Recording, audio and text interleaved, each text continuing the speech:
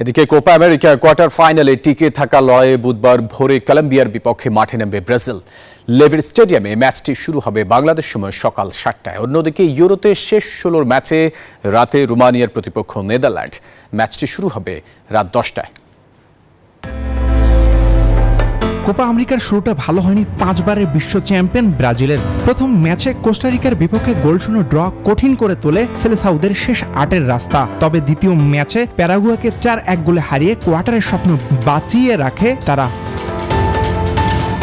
Neymar না থাকায় গুরুদায়িত্বটা পড়েছে ভিনিসিয়াস জুনিয়রের কাঁধে। প্যারাগুয়ের বিপক্ষে গোল করে কোয়ার্টারের স্বপ্ন বাঁচিয়ে রাখেন তিনি।